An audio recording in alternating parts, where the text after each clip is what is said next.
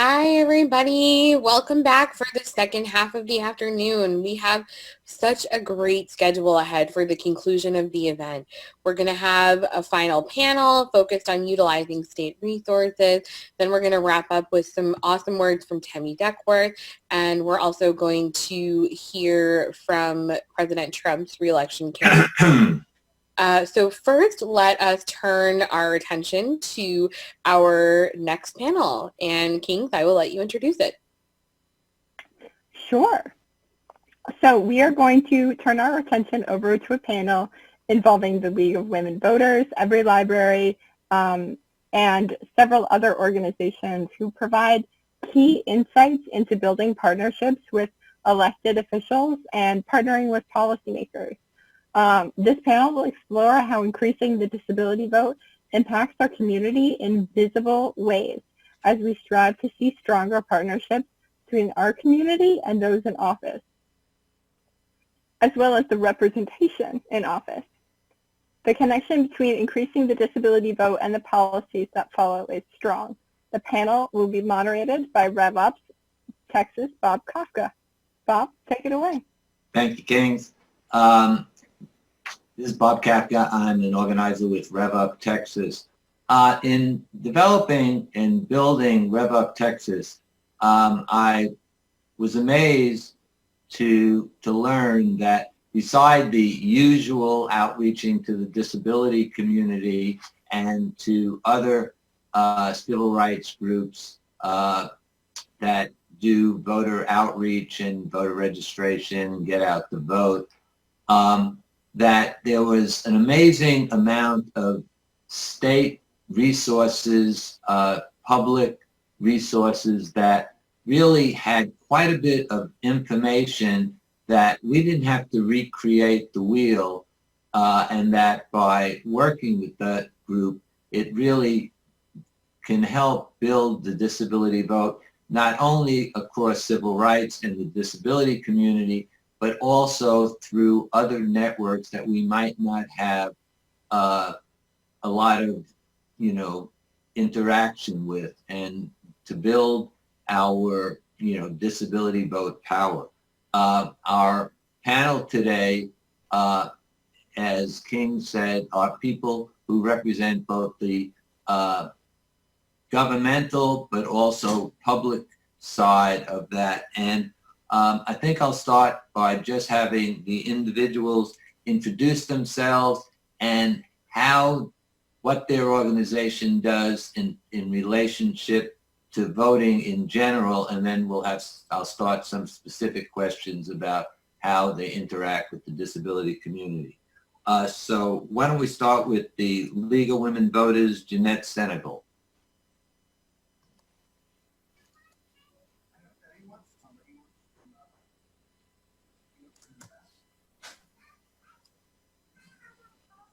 Jeanette, are you with us?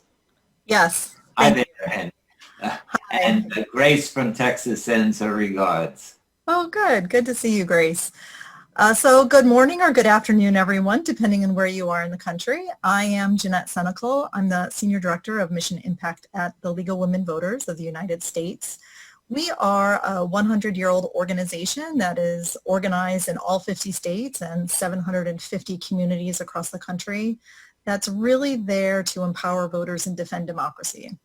Every year we're registering voters, mobilizing voters, defending voters' rights, filing lawsuits, working with local elections officials, working with policymakers to make sure that the laws and the administrative practices that govern the electoral process really help empower people and help include people and make sure we all have equal access to the ballot box. So I would just say a couple of the initiatives that we run that are would be helpful to you all in your communities. One of them is the 411.org website, which everything anyone needs to know to navigate the election system. We also run a program where we are partnering with local elections officials all across the country to meet with them on a regular basis so that we can, partner on problems, identify solutions, and work together. We do a lot of voter registration, other activities, but this is just the intro, so I don't want to go on too long while my colleagues are waiting. There's a lot of interesting things that we all have to discuss, so I'll just start with that. Thank you. Thank you, Jeanette. Chris, hope I don't butcher your last name, Muthig with the Election Assistance Commission.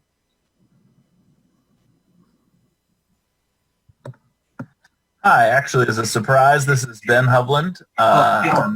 You don't, well, hi, Ben. Nice to see you.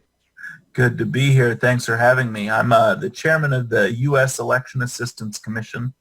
We're a small but independent and bipartisan federal agency created by the Help America Vote Act of 2002, which was essentially Congress's response to the Florida 2000 election. But we were designed to, with a number of primary missions. One of those is to give out grant money around election administration. We develop guidelines for voting systems and then test and certify voting equipment that's in polling places. We have something called the Election Administration and Voting Survey, which is really the nation's only 50-state survey about how Americans get registered and vote across the country. And ultimately, we were designed to be a federal clearinghouse for election administration, and that's really something that enables us to share best practices across the country with such a decentralized, with the decentralized nature of elections in the United States. We were designed to, and keep track of some of those things, and again share some of those best practices so election officials can learn from each other and can hopefully utilize a lot of those things to help improve the voting experience ultimately. So we've got plenty to do. Like I said, we are small but hopefully growing, and this year in particular, there is a lot to do in this COVID climate to ensure that elections are safe, fair, and accessible. Thank you. Right, and then we'll have some questions right after we hear from Every Library, John Choska. Thanks so much for the opportunity to be a part of this today. Every Library is a political action committee for libraries. We're set up as a 501c4, and we work on initiatives as prosaic as ballot initiatives for libraries, maybe a bond to build a new building or do remodeling, operating expenses. We also work in the school library space.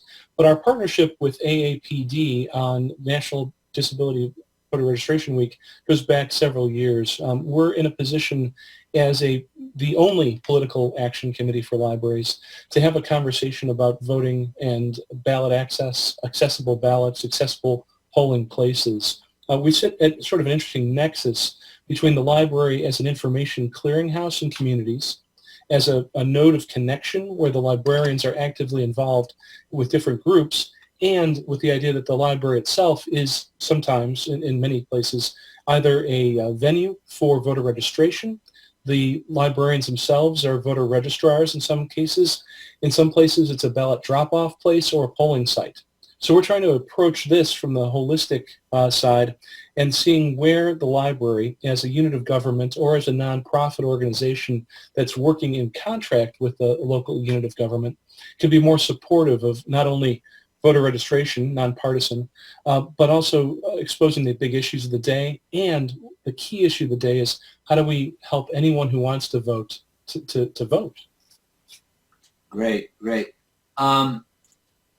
I want to get specific now. As a National Disability Voter Registration Week, how are each of your groups engaging the disability community in terms of your general work and as it relates to registration, education on issues, and then get out the vote?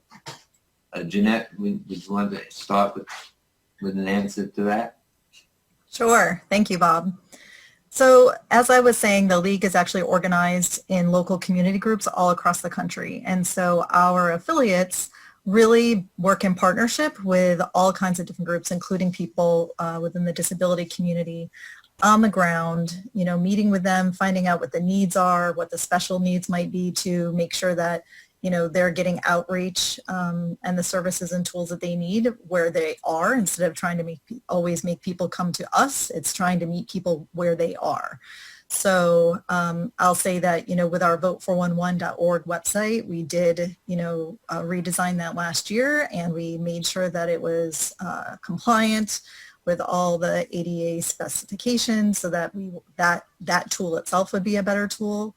We make sure that, one of the big things we're working on right now has to do with ensuring that we continue to maintain in-person polling options, that by mail isn't the only option available to people moving forward. And so, that is a really critical point to making sure we have accessible polling places for people with disabilities. So it's not only that there are polling places, but that they're also accessible to people with disabilities. We do a lot of work working with local elections officials, looking at and observing election, like the polling places themselves, to see if they're disability friendly, looking at things like curbside voting and other accessible voting options to make sure that people can have the ability to participate independently. And, we do ensure that, again, at the local level, we're partnering them. We're in coalition with, we're having regular conversations with people in the disability community. And many of our own members are people within the disability community itself. And when we're looking at some of our litigation portfolio, we do also partner with some of the disability community advocates to make sure that the needs of the disability community are being represented through the litigation that we're bringing right now to ensure that voters' rights are being protected. So there's a wide variety of things that we do as far as, making sure we're offering registration, voter registration events that the disability community might be hosting or participating in, making sure that we are in partnership. So sometimes, depending on our local community and the local league, they might be doing combined training opportunities so that league people who might have significant expertise in their area on the rules are going and partnering with advocates in the disability community to share best practices and make sure they have the training and tools that they need to go out into their own community, as making sure that, people can represent themselves, right? Like, one of our core priorities is building power and building community-based power. And so making sure that all people of the community are represented when we're talking about who's sitting at the table and who's part of our coalitions. So we do make a concerted effort to make sure that representatives from different groups are sitting at that table with us. Jeanette, you might have mentioned this. Are there leagues in every state, and are there also local leagues within every state? So we are organized in all 50 states, yes, and there are 750 or so local community leagues across all of those states. So some states like California might have 80 local leagues, and some states we might have 3 or 4 local leagues, like in Alabama, but depending on your community, there could be a league in your community, and I would encourage all of you to reach out to that league to see what kind of relationship you can build on the ground, because that's where it really matters. I'm sitting in Washington, D.C., part of our national office, but you all are the ones who are on the ground in the field doing the real work that is so critical to making sure that everybody can be represented. Excuse me. Great. Ben, the Election Assistance Commission, I must admit, until I got involved in this summit, I had never heard of the Election Assistance Commission. What relevance to the local communities or the disability community in general does the Election Assistance Commission do? Yeah, thank you, Bob. So a couple things. First, the fact that you hadn't heard of us, there's a couple things that makes me think about that I'd love to address. First, we are, as I said, a small federal agency that were created by the Help America Vote Act, but we've also had a long history of being treated essentially as a political football and kicked around and being threatened with elimination by Congress. And one of the things that that really resonates to me in this time is what we were designed to be, this federal clearinghouse where you can have best practices, you can have 50 state information. Anyone who's worked in 50 state election issues knows how difficult it is to keep track of the wide array of variation from state to state that's out there. Certainly having a one-stop shop to get that information and have it accurate would be extremely valuable to the community. And, I flag this where I can, but in 2011, our budget was almost double what it is now. And so while we did get a slight increase, a substantial increase for us from 2019, which was an all-time low for the agency, we are up to, just for reference, I know sometimes the numbers get lost, but we are now at an $11 million agency, which is great. We were at $8 million, but for comparison, the Federal Election Commission that does campaign finance is $70 million. Actually, I made an offhanded remark about some DOJ budgeting with some recent commentary and found out they got an extra $11.7 million to investigate Bitcoin. So, when you think about what the federal government invests in democracy, we think it's a big piece to consider our agency. And where that comes around to the disability community, really disability rights and voting rights were built into the DNA of the Election Assistance Commission. The Help America Vote Act was fundamentally an accessibility law and helping ensure that Americans can vote independently and privately. And so that's a big part of it. And additionally, we have three advisory committees. These are statutory created federal advisory committees. But on that, you've got slots reserved for members of the U.S. Access Board. We have representatives from other organizations with, from NICL on our board of advisors and our Technical Guidelines Development Committee. You have slots that are for the U.S. Access Board, and then there are other representatives from the disability community to ensure that many of the actions that we take or the work that we do around voting machines keeps in mind or focuses on the need for accessible voting machines and the need for Americans to be able to vote independently and privately. Additionally, a lot of our programming, earlier this year we did a sort of 2020 kickoff summit where we were focusing on, again, this sort of balance of security and accessibility that's been talked so much about with voting machines, and looking at how we can ensure that both of those are a part of the polling place.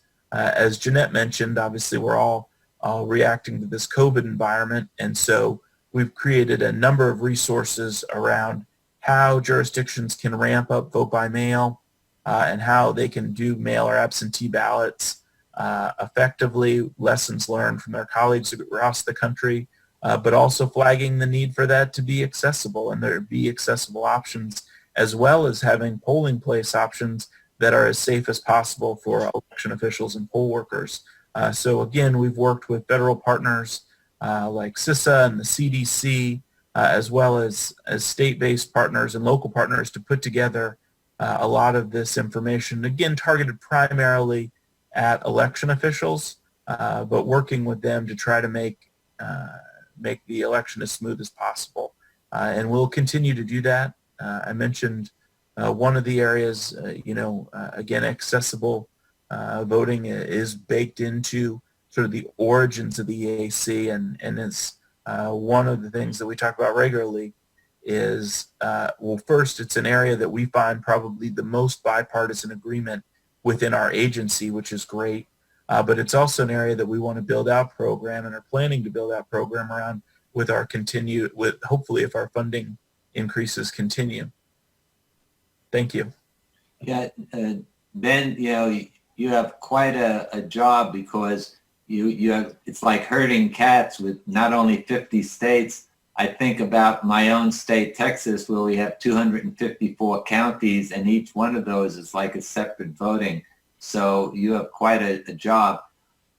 John, on every library, I know you started to talk about, how you engage with AAPD and the disability community. But what is the priority this year, and how can every library help in National Disability Voter Registration Week? Well, over the past couple of years, we've helped bring several hundred libraries and several hundred librarians to the conversation about how do we be better liaisons at the local level, sometimes in small of an area as one zip code, or at the state level as well.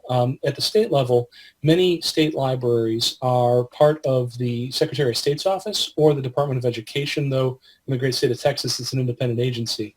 The chance to coordinate across government and bring the fact sheets and the information to the library community through those state libraries. Our colleagues in South Carolina, in particular at the South Carolina State Library, have done some amazing work to encourage, support, and also report on how libraries around the state have been doing work to enfranchise more voters.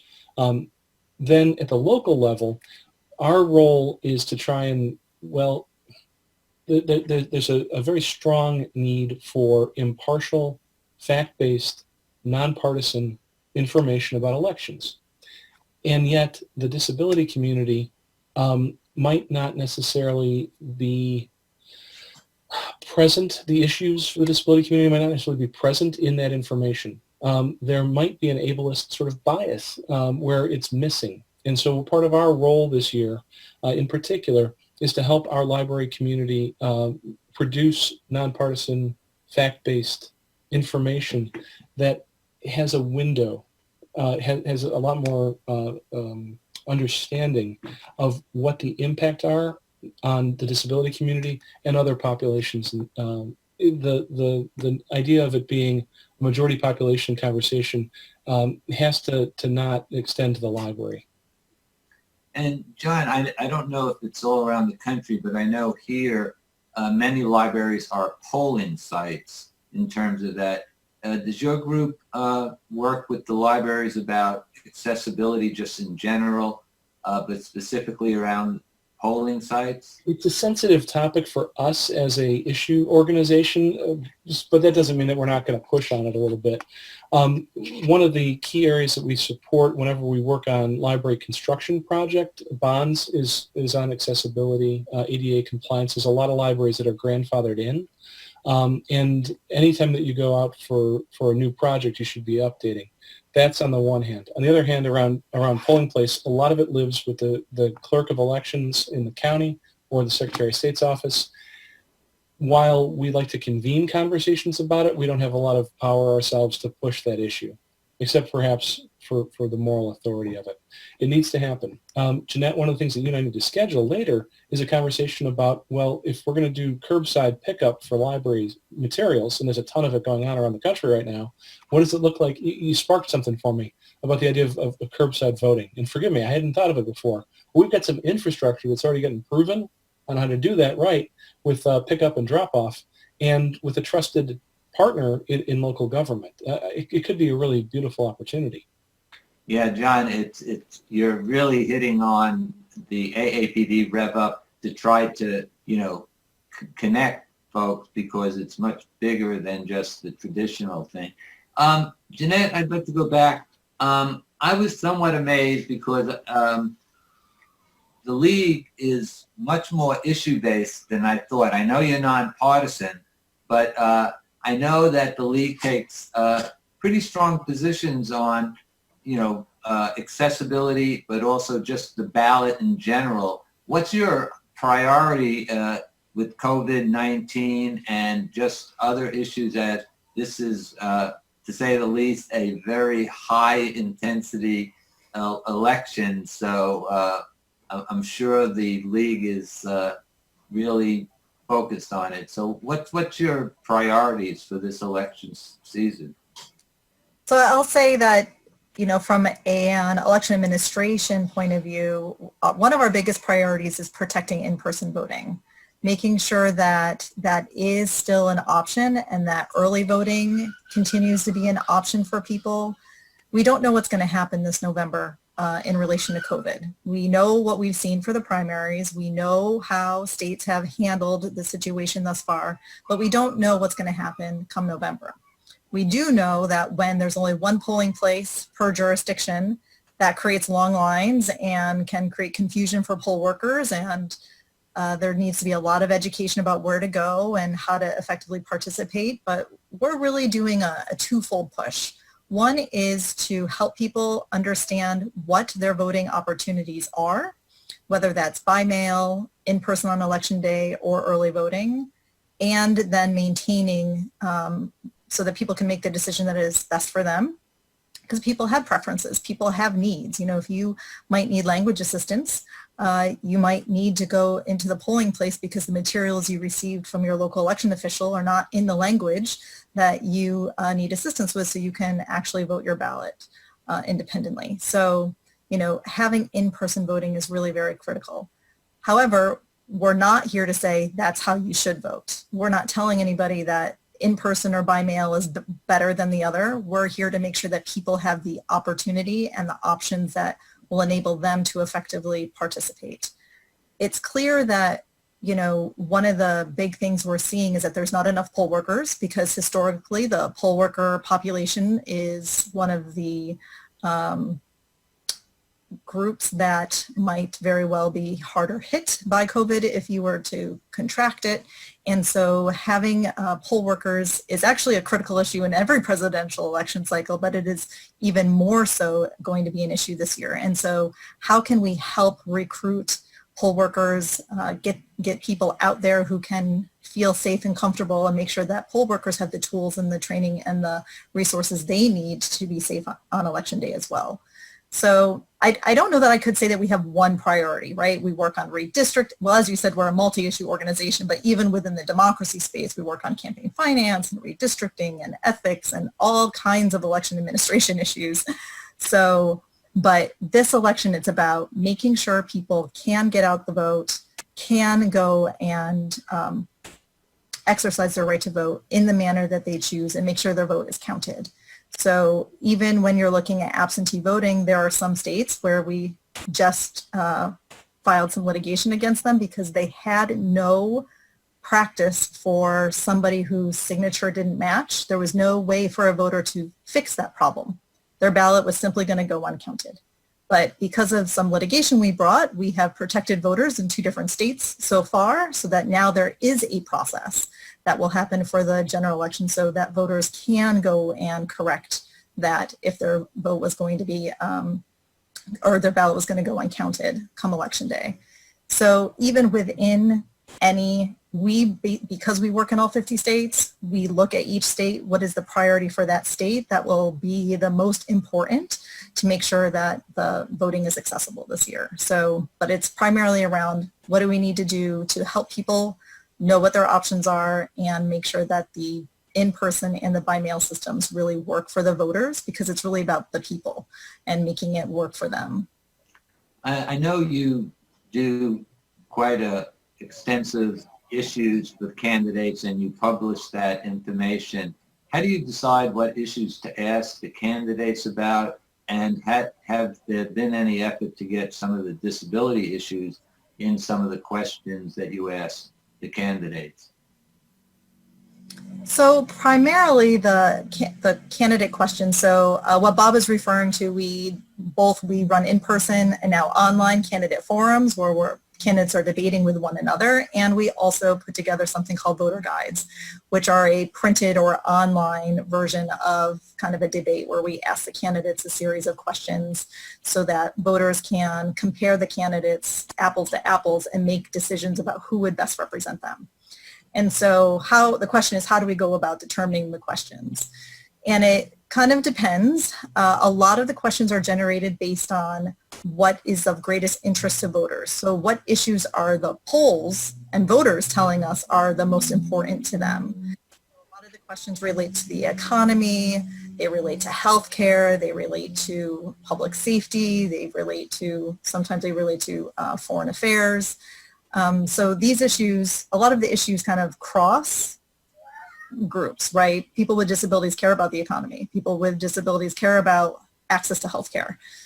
People with disabilities care about access to prescription drug coverage and things of that nature. And so I would say that the questions are predominantly generated by what voters are saying are the most important issues.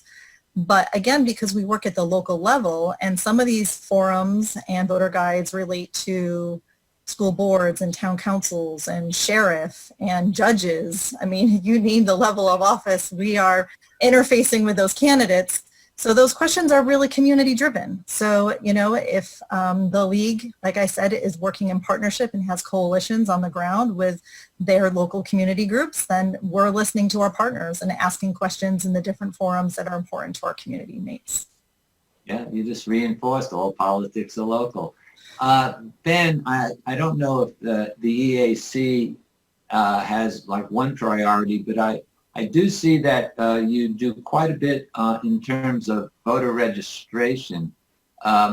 Is there outreach and like working with the disability community, like on National Disability Voter Registration Week? You know, we are certainly always pushing for people to get registered and obviously to participate.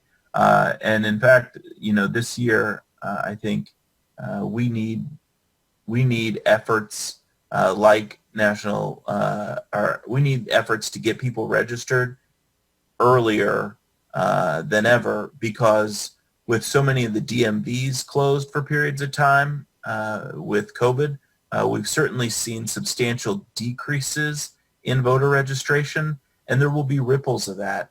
You know, when you think about these election offices that we were talking about earlier, you know, the 8,800 or so local election officials around the country, these folks are doing huge amounts of data entry, particularly if their state doesn't have online voter registration. But whether it's voter registrations or absentee ballot applications, you know, we've seen a number of these primaries have issues with the local office keeping up with the number of absentee ballot requests they receive. And so, you know, certainly voter registration is important, and we want to encourage it all the time, and really the importance of keeping that registration up to date. I used to work at the Missouri Secretary of State's office years ago, and Missouri is one of those states where if you're registered at the wrong address, Missouri registration deadline is 28 days before the election. But if you were to cast a provisional ballot in Missouri and you're in the wrong polling place, nothing counts there. And that's one of the more restrictive standards for provisional ballots. But it really emphasizes the importance of keeping your registration current at your current address. An example I used to use in Missouri, some people might be familiar with Washington University in St. Louis. Washington University in St. Louis sits on the border of St. Louis City and St. Louis County, but those are different election jurisdictions. And so again, you might, somebody might have lived in a dorm in St. Louis County as a freshman and have moved down the street to an apartment in St. Louis City. And theoretically, they needed to update that voter registration. So again, making sure your information is current is a big deal all the time. And this year, to the degree that people can do it earlier and educate themselves if they do want to vote a mail ballot, how they need to obtain that and put that request in early, doing that work ahead of time is really going to go a long way toward helping those election officials keep up with the surges and to sort of go off your priority thing. You know, we've got a lot of priorities certainly happening, but one of the biggest is working with election officials this year to help try to make this election as smooth as possible. The job of an election, I mean, elections in this country are just woefully underfunded all of the time, and the job is very difficult. We have a thing called, it's a wheel of election competencies, and it talks about all the different things that election officials have to be experts in. And then, you know, 2016 came and you had foreign interference, and you know, that hasn't gone away. And so we talk about all the cyber pieces that election officials have to be educated on and working on. And then obviously with the COVID pandemic, you know, you have people who, you know, when you look at the traditional, the full vote by mail states Oregon, Washington, they had years and even decades to make that transition. You know, Colorado did that over a long period of time. And so for so many election officials this year, even if they aren't, you know, even trying to go to full vote by mail, which we don't think is a good idea in most places, and certainly, again, would reemphasize the need to have those in-person options and have an adequate number of them. If you know, there are states that have had 5% vote by mail. If that becomes 50, handling that volume is really a challenge. And so everything that we can do at the agency to help reduce that burden, and then again, I think for advocacy organizations and groups working out there, recognizing that that's the environment that election officials are working in. And so again, trying to get registrations in early, trying to get absentee or mail ballot requests in early, all of those things both help the election official, but then as a voter, you know, that gives you a little bit more room too to fix anything that may come up. You know, if you don't get your absentee ballot, if you got your request in early, or your mail ballot, you know, you have different options. So certainly I would encourage people to engage early. Just to clarify one thing you said, did you say 8,800 officials? Was that the number I heard? Yes. So that number, I mean, so yes, you mentioned the 254 counties in Texas. The 8,800 number, so you've got a couple states that a lot of the Northeast runs elections at the town level. You've got Michigan and Wisconsin that do a combination of town and county. So like Wisconsin has 1,854 local, or 1,850 locals, I'm sorry, and it's probably, that is the highest of any state. But again, and then also in Texas, and some other states like Arizona, you have splits in responsibility. So like Arizona recorders are responsible for voter registration and early voting, but then they have an election director that is, in I think all but maybe one case, an independent official who's responsible for election day. So when you take all of that together, you're around 8,800, give or take. Oh, that's daunting. But John, getting into numbers, how many libraries are involved with every library, and what do you see as your priority for this year? Sure. So nationally, there's about 16,000 public libraries around the country. I don't mean to double down on you, Ben, but you know, it's just the nature of the beast. And I love the stats because it tells a story about where is access and where isn't. The every library network's about 900 of them in our close-in network, though we've got good reach across the country. One of our key priorities this year is that we're organizationally subsidizing the vote.org online voter registration tool for any library in the country that wants it. We are also prioritizing, again, the communications channels, not just around registration, I'll come back around to that in a moment, but around the issues inside the ballot, either candidates or other issues, whether it's around independent living or economic power or about equal opportunity. We want the library community to be helping to emphasize more in line with Rev Up than even National Disability Voter Registration Week. That said, our position organizationally and our approach organizationally this year, wherever it's available under law, the librarians and the library workers should be voter registrars. And in order to make sure that we can, as Ben said, capture that early conversation, and then our organizational position is to make sure that our colleagues at all 16,000 libraries, actually there's 9,582 library headquarters buildings, if we take out all the branches, but at all 9,500 of those libraries, that they are in a position to encourage civic engagement with information and with whatever's appropriate under the law. That's our key driver for 2020. Okay. I think we have time for maybe one question. King, Emily, is there any question from the public? You were all very informative. I went a little bit long. Is there one question that has come in?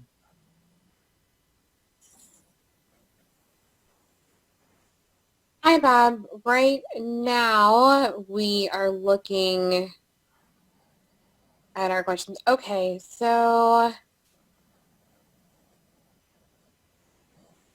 a lot of what was talked about is, regarding cross-disability issues. So I'm curious to find out, how you're addressing a cross-disability perspective a little bit. If you can talk a little bit about how to avoid ableism and what groups you're doing to include disability specific. Okay, I'll just throw that out to anybody that wants to answer it.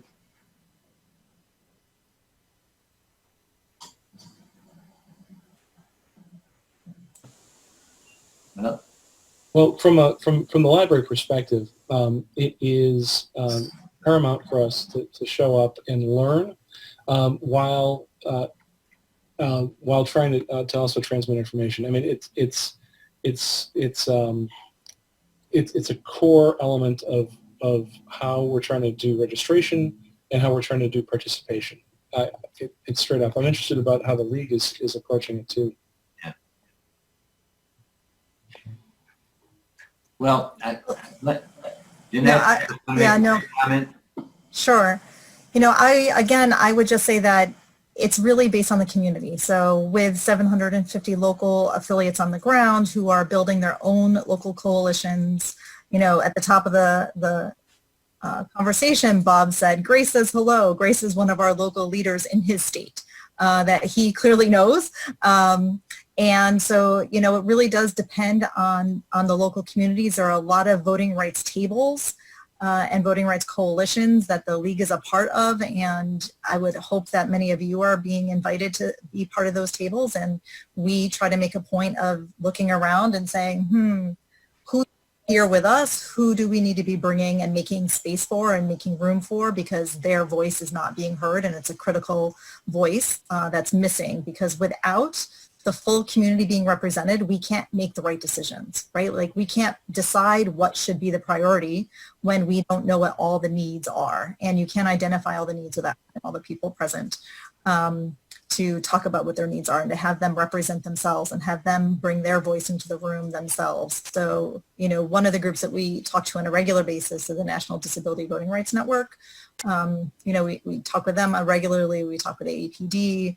There are groups that at the national level we're connecting with, but in my mind, it's really about the local connections. And so, every community is going to have a different subset of the groups available on the ground. I do want to go back to something, Ben was saying about making sure you're registered to vote early and getting things processed early, getting your absentee ballot request in early, returning your ballot early. Like, everything you do early, the better. But also, even if you are registered to vote, we really recommend that everybody update and check on their registration status. People are inexplicably purged from the voter rolls, and we want to make sure that everyone is registered to vote. So even if you've been on the rolls in the past, we encourage everybody to check on their registration status. Many states have an online portal now that you can go and see what your current status is, what your registration address is. So I think that that's really a critical piece to elevate. And Ben was talking about, just how many jurisdictions there are with different election administrators. They are often doing, yeoman's work with very small budgets as well. And they need you to partner with them on an ongoing basis, on a regular basis. That's one of the things we have learned as an organization is really critical, is not just talking to our local elections officials when there's a problem, but talking to them year-round every year so that we can help inform what the next level of improvement is. We can help identify and make sure our voices are heard when we're saying, well, these are the challenges our community faced. These are the challenges that would, or these are the changes that would make it more accessible for us. And again, early is better, right? Talking to an election official in September it's too late, right? You really need to be talking to them year round so that they have the time to make the changes, especially when they too are facing time crunches and budget resource issues and things like that. They really want to be your partner, but to be a good partner with them, we also have to think about what their needs are in addition to what our own are. So I would just throw that out there as a thought for all of us to consider. Thank you. I think that was a great way to end. You gave us our marching orders. I want to thank the panel. It's been really informative, and also it gives us our challenge as we move towards the election. I'll turn it over to Emily and Kings. Turns out we actually have time for one more question, if that's okay. Okay. Yeah, well, I'll throw it on over to Kings. Okay, I thought I had gotten the notice, but if we do have a little bit of time, one thing I do want to mention, we couldn't get a panelist, but I also want the audience, the Secretary of State in your state is a really important resource. When we started Rev Up Texas, I was amazed at how much information was there, but it's like going through a swamp to be able to pull out the important information. But that is what we have taken some of the information also that our P&A and everybody else has, and we put it into a resource guide. But please, you'd be amazed how much information that you can get from your Secretary of State's website. Like I said, as advocates, it's up to us to sort of take rid of all the sort of bureaucratic jargon and get rid of it. So I'm sorry, Emily, is there a question that? Thanks, Bob, so much. No, actually, that was the perfect addition to kind of wrap up the panel. Okay. We want to thank all of the panelists again for participating and providing so much insight with their time. And let's throw it back to you to discuss and introduce the next speaker. All right. Thanks so much, Kings. And thanks to everyone who joined us for this really informative panel. I so appreciate it. And now I have the great honor and pleasure of turning it over to my good friend and disability activist, DRC Neal, who is going to share some much needed and important words around the disability vote and the importance of recognizing intersecting marginalized identities. Over to you, DRC. Thank you so much, Emily, and it is a great pleasure to be here with all of you this afternoon, and I'm grateful to have the opportunity to speak on this a little bit because it is a very important topic that I think is really helpful, and that I hope that a lot of people can get a kind of understanding from. Give me 1 second to just get this together. Okay, so 1 second. Okay. Quote, I have Ehlers-Danlos syndrome. Sometimes I can't easily lift a glass of water with one hand. However, this doesn't make me a bad candidate for elected office, and I wish that people in both major political parties, including some progressives, would stop acting like it does, end quote. So that's a quote from Jessica Benham that I saw on Twitter yesterday morning, and as I added to the current 17,000 likes that she has on it, I particularly enjoy the way that she encapsulates the feeling of realness and frustration that come not only with disabled bodies, but with equally how frustrating it is when our elected government considers them only partially worthy of citizenship. As a Black disabled man, I am constantly reminded of the language behind the infamous 3/5 compromise when the founding fathers and the shapers of America's political destiny decreed that my ancestors were only slightly worth more than a gardening tool, but less than other human beings. And I realize even now in 2020 that many things have not changed. We know that disabled people have the considerable burden of substantiating their own value within the American political system. We also know that across the board, inaccessible voting practices and uneducated political pundits often run the system that controls much of what we do. I am in no way suggesting that the difficulty of disability mitigates the sheer volumes of issues that we face as a collective minority. I am, however, suggesting that by being Black, that only makes it worse.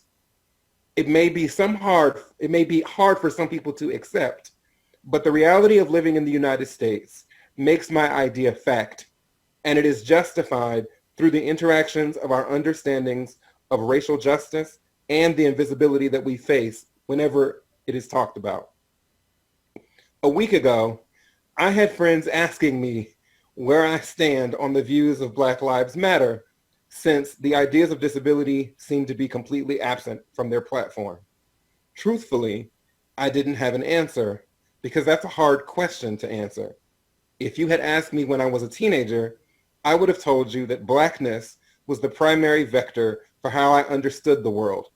But as I've gotten older, I'm more inclined to disagree, and I look instead at disability as relative to how others think that they see my worldview. Realistically, if I said Black Lives Matter today, most would agree, I would hope.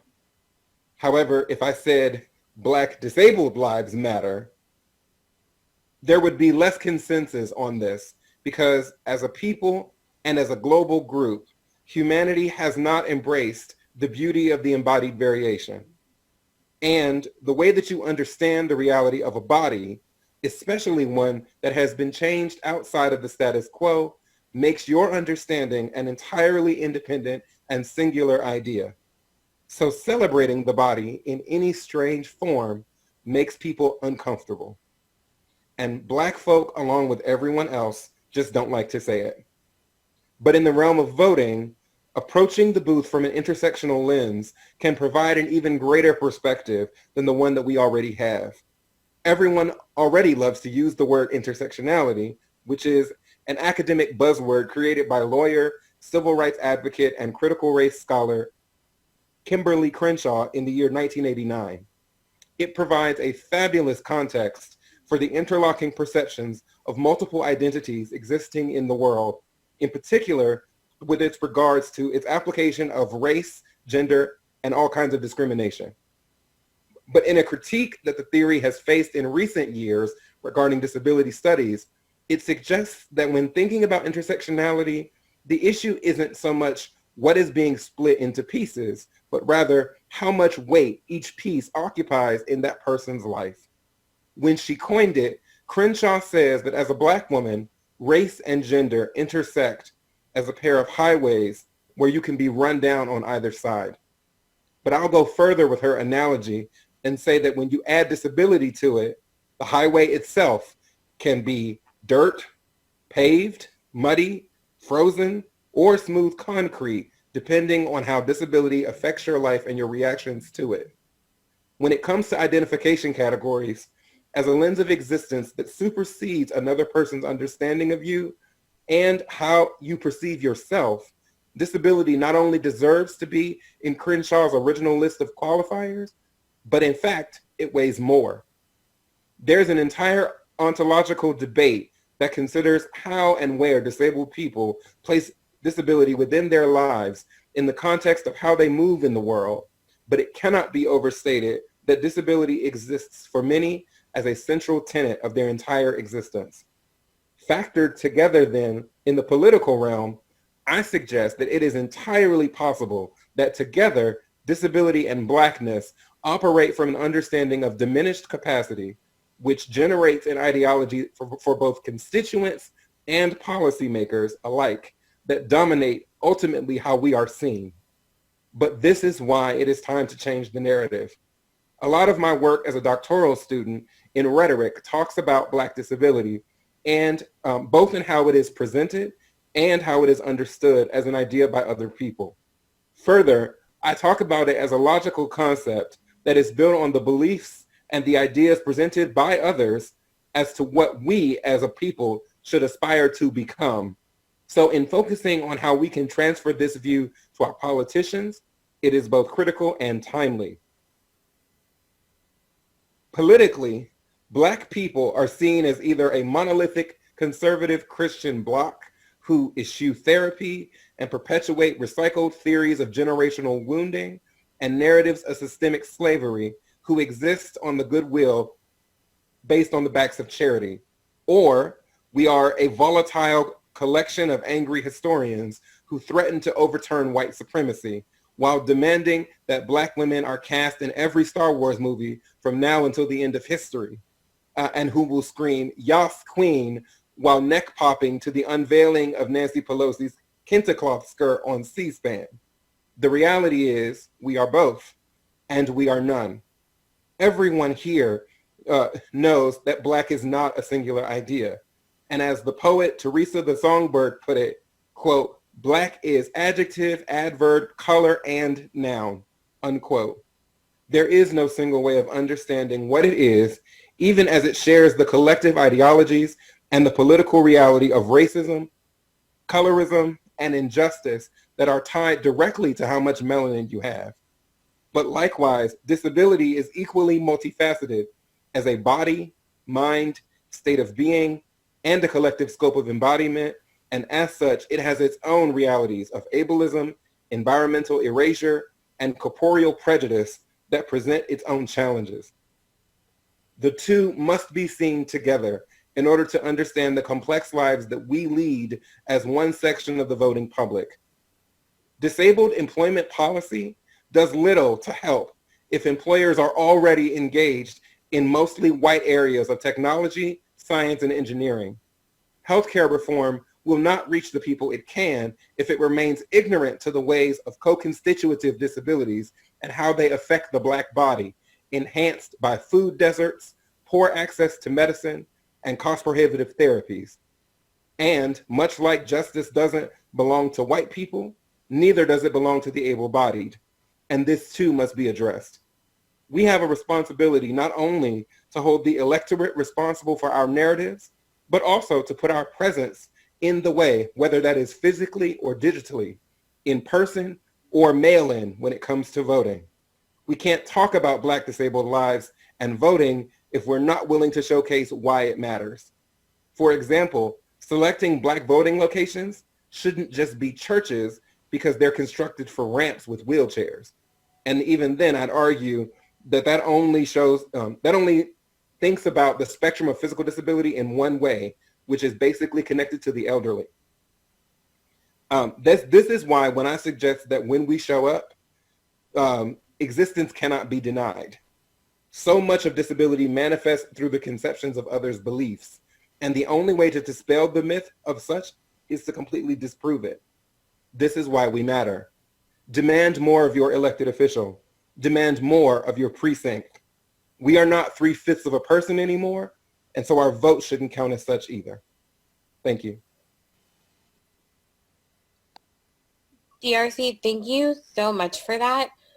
You know, it was so powerful, and we definitely got some comments in the chat, you know, about how what you're stating are facts and that more people need to hear them. And so I really, really appreciate you taking the time out to speak with us today. Do you have a few minutes because we have a question or two coming in? Sure. Great. So the first question we have, what can non-Black or non-disabled allies who are listening into this conversation right now do to take action to support the Black Lives Matter movement, and specifically to support the idea that seems to be missing from a lot of conversations, that Black disabled lives matter? Right. You know, it's funny because as a collective, you know, Black people, and, you know, I don't speak for everyone. I only speak in relation to my understanding of it. But I still think that what I say is the consensus. Black people, we talk about, you know, feeling invisible in relation to, you know, our entire country being built upon white supremacy, so it makes sense. And you would think that a group of people who already experience invisibility would be well versed in the feelings of marginalization when it comes to other types of minorities. So I think one of the best ways that allies can assist is, by holding other people accountable on the spot. Like if you're at a march, I felt really terrible here in Columbus. I'll say I was annoyed that the city 3 weeks prior didn't seem to issue curfews and lockdowns when white people showed up with AK-47s strapped to their face. But 2 weeks later, when people were peacefully protesting for George Floyd, my phone was buzzing and shrieking every night at 6 o'clock for like a week and a half. That's a question that the governor needs to answer.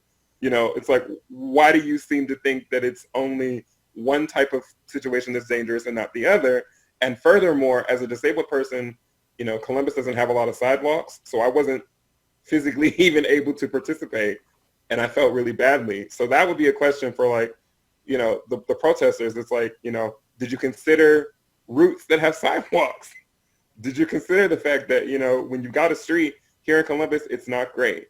But you're thinking everybody is going to be walking, so it's a conception that never comes. I would hope that they had interpreters. I would hope that they had rest areas. But I didn't know. The way I understand it, it was a peaceful protest for people who just kind of marched along. But we are continuously always telling people that is only one way to show support. And, I think it's really frustrating to have to continuously justify, why I'm an activist and what kind of activism I do if you don't see it being produced in the world. The question of value is always on the table for some reason when it comes to disabled people, and it becomes focused and reified when you mix Blackness into it. I have no idea if that answered your question, but It absolutely did. And I hope you don't mind if we throw one or two more questions your way. Everybody is singing your praises in the chat, so they want to hear more from you. I appreciate that.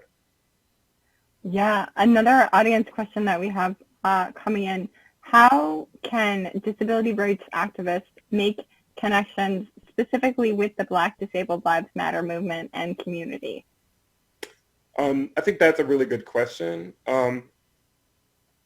Honestly, I think, it's honestly just a question.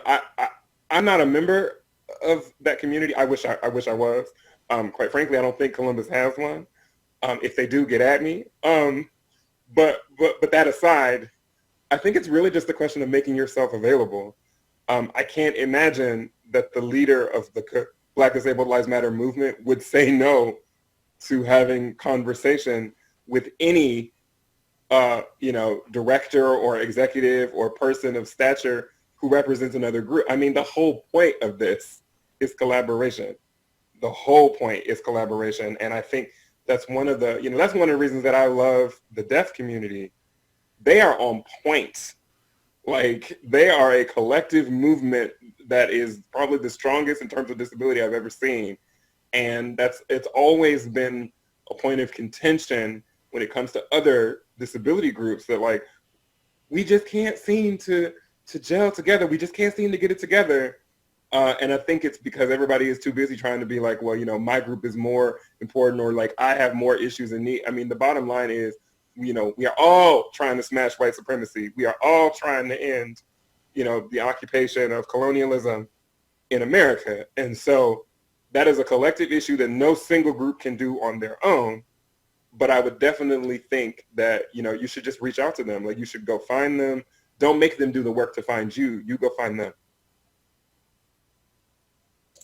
I think that's so true. There's often the burden on disabled people, and especially multi-marginalized disabled people, to be the ones who are going out and doing the outreach and saying, hey, remember us. Mm-hmm. So that's a really, really important point. What if you had the opportunity to talk to disability voting rights activists right now, mm-hmm. What would you tell them about how they can create accessible ways for us to get involved and get out the vote? And I mean, you are talking to them right now, right? We have so many organizers in the audience. So what would you tell them in terms of making voting accessible and reaching out? You know, I think that people seem to think that, as with anything else, and I hesitate to even say this because I hate to perpetuate ideas of fear when it comes to disability and the body. But like something I always hear is like, it could happen to you, and that's like a common refrain about people being afraid of what will happen to their body as they age. That said, it is a powerful metaphor that I think does a lot of work. If you seem to think that you're going to stop voting when you develop a limp, or if you lose the ability to hear what a candidate is saying because you have a hearing impairment, I'm just not going to vote. That doesn't work. So people need to remember that, voting is the most basic fundamental right that we as Americans have. And in order to be able to exercise it appropriately, they have to remember that like the standard able-bodied person that's not even, I mean, I hesitate to say it's like it is the status quo, but they're still missing. I mean, the WHO says that 1 in 5 people on planet Earth are disabled. And that is the people that, that those are records that they have. Personally, I think it's closer to 1 in 3, to be honest. I think that if we start factoring in, like mental illness and cognitive disabilities and intellectual disability, it gets much smaller. And you will find that, 1/3 of the United States is in some form of capacity, having some particular kind of issue that can preclude them from being able to exercise their right. So, they need to remember that when they're creating platforms, when they're creating, these venues, and they're filling it up and, allowing people to ask questions and stuff, that, it is important. And furthermore, not all the voting issues, I think politically, people seem to think disability is tied inherently to Medicare. That's no. Like that would be the first thing I tell people to undo, to untie from their minds, is to stop putting disability in relation to the healthcare system exclusively. Yes, the two go hand in hand together, but it is not the primary thing that runs my life. I'd argue that being Black is definitely more a primary issue. And like, how are you going to keep me from being killed by cops tomorrow, rather than, how I'm going to pay my bills? There are levels of importance, and one just isn't. And so, basically, I think folks need to get off of this idea of disability. Whenever you see people ask questions of the presidential candidates in relation to disability, it's always tied to Medicare and healthcare. I ain't even talking about that. How are you going to help me build a house? How are you going to help me ensure I can go on vacation? Like, what can you tell these flight companies? I had to crawl off a plane several years ago. What can you tell these flight companies to enforce like disability policy to ensure that I should not have to crawl off a plane? These are things that the White House can do. These are things that the governors and the statehoods can do. It's not on their radar. So you have to put it there. And like I said, people need to remember that if they happen to fall into that category, they're going to be the recipients of whatever else we do. It's not just for us. Most people can benefit from, the things that we do and the work that we put in. So, people need to stop thinking of it as like a marginalized individual ideology and think of it more as like a collective sense of demands that can benefit everyone at large. Wow. Okay. Thank you, DRC. I'm processing all that, but that was an amazing and comprehensive answer. I feel bad because I feel like I don't know if I addressed it, but no, I feel like you did. I don't know, audience. Yeah, audience will definitely tell us in the chat. They are super involved, which we love to see. But I know Emily and I, and also many other people on this call, can relate to the traumatizing experience, I would say, of being on an airplane and like the limited priorities that creates and how much more that would revolutionize something so simple. And you're right, we think of healthcare as tied to like the main social cause of disability justice, but it's so much more comprehensive than that. From your perspective, for people who can't be involved physically in the communities, attending rallies and events, what is the best way that they can contribute to support intersectional minorities and be involved and be an ally? I think that's a great question. Me being here is probably one of them. Inviting folks who have the expertise and the knowledge to come and give platforms to folks to be able to get messages out. Because, like I said, a lot of my work falls around looking at the conceptions of like Blackness and disability and like what other people think about it. And half the time, I'm not interested in what you think about it. I would be more interested in telling you what my experience is, so that way you can actually make changes to the policies and the issues that you're working with to make my life easier. So I think that one of the best ways to do that is, like if you're disabled, make a platform, like become a presence digitally, like I meant it when I said take up space.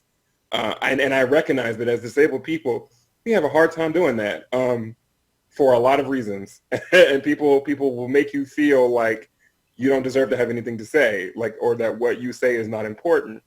But I can tell you, I wouldn't be a doctoral student at the #1 school for English in the United States if I had chosen not to take up space. Like my being here is a direct response to that. So, you need to create a space, become that person that your friends know has that information. And then furthermore, when you see your friends talking about Black Lives Matter, you'd be like, yeah, so, ask if disability is involved. Like, ask me how I feel about this. Like, basically make me and other people like me the megaphones that can help to get this issue out. Because what I don't want is for people to come through and speak for us. I don't need somebody coming through telling them that they think that's how we got into the problem that we have right now, is that Black disability is seen as double deficit. That's a lot of work I do. It comes from an idea of double deficit. My life is wonderful. It is joyous and wonderful, and I have there are many things in it that are marvelous. Does that mean that it is devoid of racism? It is most certainly not. But I think that, the changing of the narratives comes from people remembering that, they do have experts and people in the field who can speak to it much better than they can. And, the reality is, like, your opinion of somebody else's existence is not relevant when it comes to the issue of human rights. DRC, I just want you to know that now people in the chat are saying DRC 2024 and that you should run for office. So I mean, it's funny that you bring that up, because we were talking about that in the green room, and I've had people ask me before. They're like, "Are you going to run for something?" And I realized I've always said no, because after watching Scandal, I'm like, "No, I'm good." But at the same time, it's like, even if I wanted to, the system isn't even set up. Like, you have to canvass. You got to get signatures. I'm a wheelchair user. I can't go up the steps to knock on your door. It doesn't work. And if other people are knocking for me, you're meeting them, not me. And so, I don't know. I don't know if there's anybody that has a better way to do this, because I'm not going to lie, I've entertained the idea. I think it would be really interesting. Quite frankly, AOC, she has revolutionized the way that we think about this, because I know that before her candidacy, that wasn't even a thing I was even thinking about. But yeah, I'm not going to lie, it would be interesting, but I definitely think that the system needs work. I'm a doctoral student that makes hardly no money. I make my money off freelance, doing freelance jobs, speaking gigs, and being a teacher. That's what I do. And so if I'm going to have to get $1 million loan from a bank, somebody's going to have to vouch for me. Like, that's going to have to be something that they have to do. I can't do that. So I don't know. I just think that's actually another issue. It reveals another issue in the reason why we don't see more people with disabilities running for office. And I know that I want it. I want it desperately. I know. I love Senator Tammy Duckworth, but we need more. I want more. And I want people that are not in their 50s and 60s sitting up in Congress. You know, if we're gonna sit here and talk about student loans and federal tuition, you need to have gone through it. You know, show me the receipt, show me the bill, show me what your college bill is like, you know, before you try and tell me, you know, what you can do for me. So yeah, I mean, I would love to talk about it more, but you know, I don't have the resources. Well, I think that is a perfect way to transition, just in terms of, you know, acknowledging how grateful we are for your time, and also recognizing the fact that the system needs to change so that people like you have the resources and the space to run. I mean, someone just said, absolutely, if anyone can find a way to run for office, you can. I mean, you have like a whole fan base now, myself included. I'm the head of it, I'm the president of it. So, I appreciate that. But listen, DRC, thank you so much for joining us today and for giving so generously of your time. Before you jump off, where can people find you online? Yeah, so I am on Twitter. That's the most direct way for people to find me. And it's actually my first, it's Dr. Charrington. Yes. So you forgot it. My middle name is Charrington, but I was trying to be cheeky because I use a wheelchair. So it's the word chair. It's Charrington. So CHAIRINGTON. Yeah, my mom was tripping. It's a really long British title thing. But yes, I'm on Twitter. I'm also on Facebook, and I would love to connect with anybody. So thank you. I appreciate being here. Thank you so much for joining us. Thanks. Take care, DRC. You too. All right, everyone. We are going to transition now.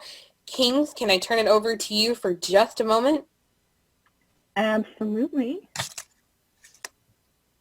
All right. Wow. I'm still processing everything that's just happened. I've worked with DRC a couple of times, but he impresses me every time. DRC, if you're still on the line, let me know if you need a volunteer coordinator. I'm ready and willing to step up because you seem like a candidate that we could all vote for and get behind. So in that regard, I am totally appreciative for your time and effort today. In just a few moments, Emily Ledette, would you like to introduce our next segment? Forgive me, I had to disappear for just a moment. I am back now. Again, thank you so much to DRC. And as we move into the next couple segments that we have for you, I really encourage you to hold fast to all of the wisdom that DRC shared with us. So right now, I am going to be transitioning to a video from Trump surrogate Laura Trump, who is a senior advisor for the Trump 2020 re-election campaign. And then Maria Town is going to, I believe, do an interview with Katie Talento if everything works out. So we will switch over to that video now. And again, I want to express my most heartfelt thanks to DRC.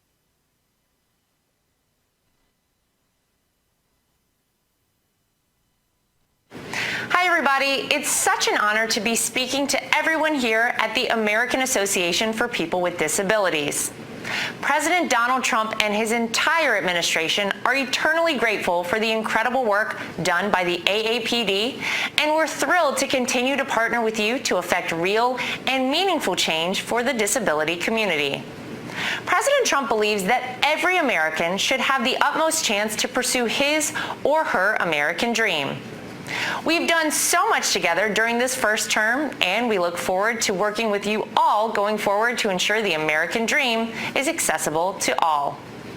In recent months during this global pandemic, the administration has worked tirelessly to ensure that hospitals never discriminate against people with disabilities when testing and treating for the coronavirus. We've also worked to ensure that people with disabilities will have support to assist Americans with disabilities during their hospital stays. President Trump's administration is committed to taking bold action to protect Americans with disabilities. The administration placed a ban on using electric shock devices on autistic children. It's a true shame that it took until now to ban this cruel practice.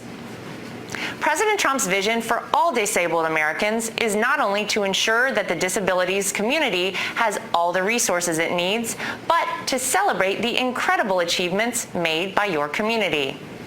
Americans with disabilities have made significant contributions to our nation. President Trump is committed to creating a more inclusive nation, a nation where Americans with disabilities are embraced in schools, workplaces, and communities. Every American should be afforded dignity, respect, and equal rights. Together, we'll ensure that disabled Americans are empowered and uplifted. Before the coronavirus pandemic hit, President Trump created a strong economy where Americans with disabilities experienced the lowest unemployment rate in history. While our nation is recovering from this serious pandemic that has impacted all of our lives, President Trump worked with Congress to provide immediate relief to families through the CARES Act. President Trump will rebuild our economy and bring our jobs back to America.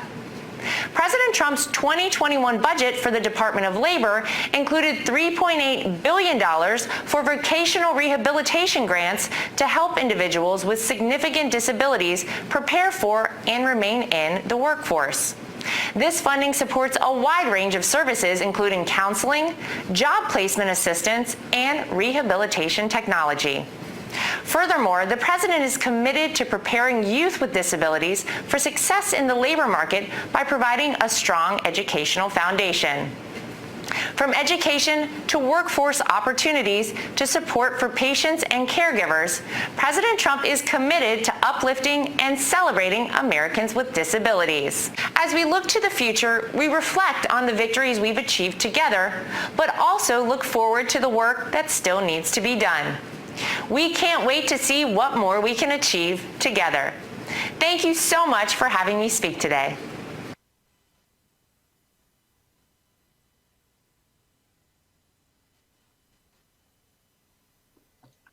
And we are back. There are definitely some interesting comparisons there between yesterday's video and today.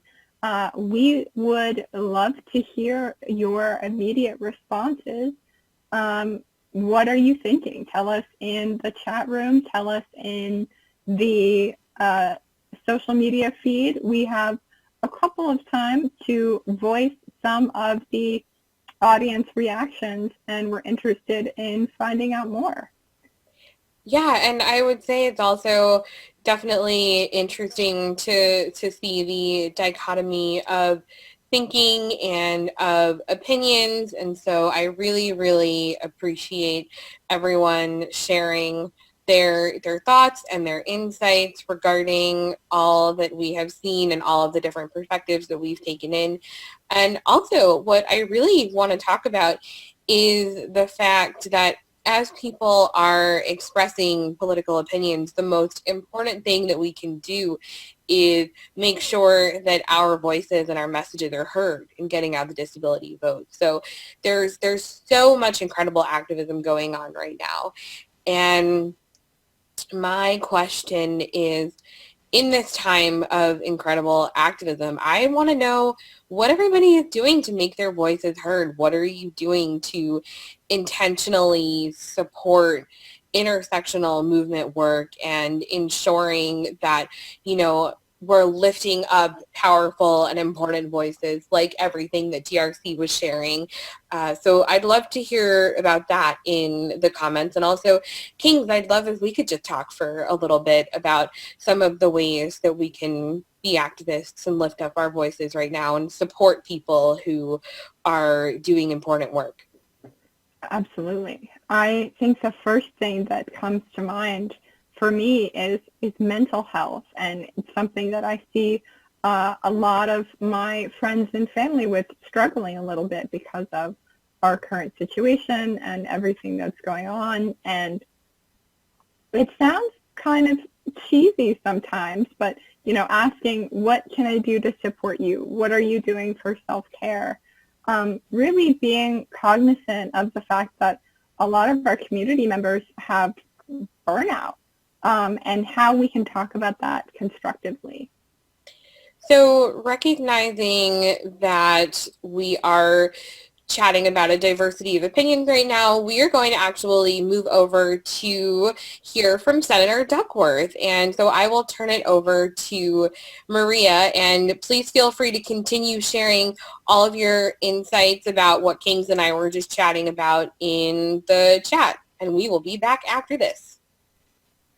Thank you, Emily and Kings. It is now my pleasure to introduce Taryn Williams from the Center for American Progress and Senator Tammy Duckworth from the great state of Illinois, who will have a conversation about the future of the disability rights movement and the disability vote.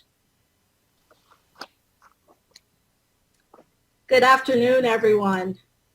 Thank you so much for having us here today. I want to jump right in. I know we don't have a lot of time with the senator.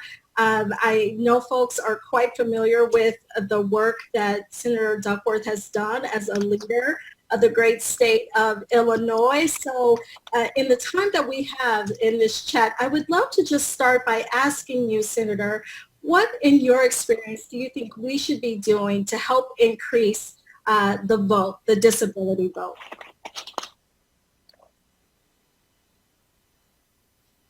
Hi, sorry, just making sure that you guys can hear me.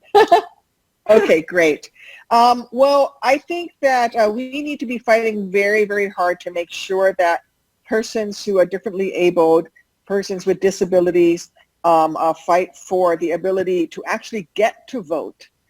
There are so many opportunities for folks who try to, suppress the vote, to say that you can't go vote, by everything from making sure you have certain voter ID laws to trying to restrict mail-in voting. Many people with disabilities have a hard time getting to the polls. And if you look at what happened in Georgia just a couple of weeks ago with their primary election, where people were in line for 8 hours waiting in line to vote, you'll see the importance of the ability to vote by mail. I mean, President Trump and the entire Trump family, from what I'm understanding, for the most part, vote by mail. So if it's good enough for him, it should be good enough for those of us who have a difficult time perhaps making it to the polls ourselves, and we should be able to vote by mail. We need to register people to vote as well, and just participate in that process so that we can make our voices heard.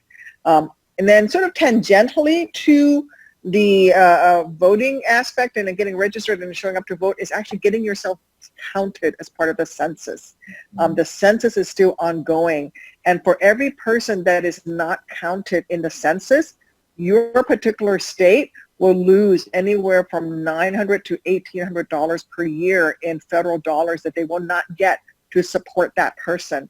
And so getting yourself counted is really critical for things like Medicaid and Medicare, and making sure that those social service programs that so many of us who have physical challenges do rely on, and have, so really it's just participating in the process and making sure that your vote gets counted, you as a human being gets counted as well, so that you don't fall through the cracks. Thank you so much. Thank you for mentioning the census and just how important it is to vote by mail. I know that in your role, you are a champion for a whole number of causes, for your fellow veterans of the armed forces, for the disability vote. I'm wondering, as you reflect on your career, what is it that you are most proud of? Well, I'm very proud of my service in the military, but I'm also very, very proud of the work that I'm now getting to do for the disability community. And it's ongoing. We're nowhere near where we need to be. I talk all the time to my, to my colleagues that it's time to go on the offense when it comes to disability access. I mean, we're coming up on 30 years since passage of the ADA, and we're still in defensive mode. We're still asking retail stores to be made accessible. We are still fighting for access when time and again we know this is a civil right. And so I feel like we should be on the offensive. I'll give you an example. I was given a tour of the Chicago Transit Authority's, the L, our subway system in Chicago.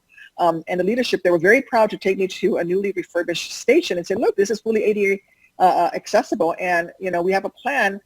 In 20 years, every single station will be ADA accessible because we're putting a real effort into this. And I just looked at it and I was like, so what you're telling me is a half century after the passage of the ADA is when we're going to be made accessible? That's not acceptable. We need to make it now. So I've been working on legislation that would actually provide funding for businesses, for small businesses, and also I would like to start a grant program under the Department of Transportation so that transit authorities as well as small businesses can apply for money in order to make their premises accessible. So I want us to switch to an offensive mode instead of just defensive,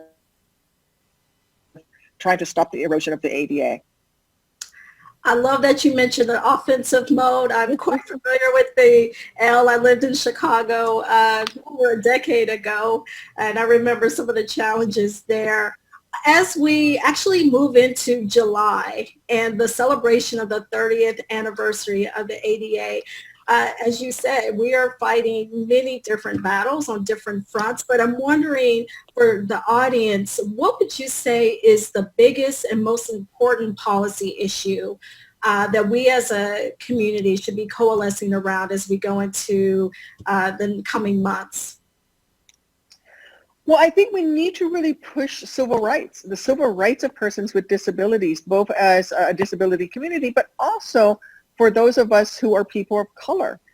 You know, we talk about police-involved deaths and shootings and the inherent systemic racism that exists in our criminal justice system, but we have to also talk about the fact that there is, you know, an inherent bias against people with disabilities. How many hearing impaired individuals have actually been tased or even shot and killed by police officers who don't understand that you can't hear their written commands.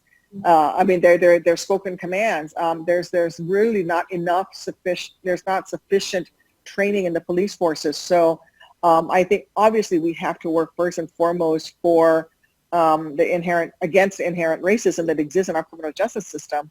But we also need to have ourselves counted as part of that community so that people with disabilities are also addressed in terms of how we interact with our criminal justice system.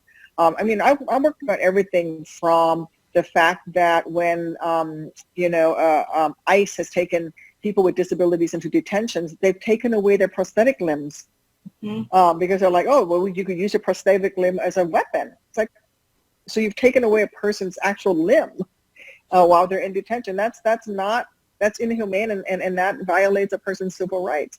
I also think that people with disabilities have an inherent civil right to access anything that the regular population can be able to access. Things like affordable health care, insurance, making sure that we get preventative health care, that we don't have to pay co-pays for things that other people don't have to pay co-pays for, that we have access to reproductive rights, that we have access to live the lives we want in the communities that we want to live in. So all of these things are part of our civil rights. And now that we are having this greater discussion about civil rights in the nation, we need to make sure that we incorporate disabled persons, and especially disabled persons of color civil rights, into the national dialogue.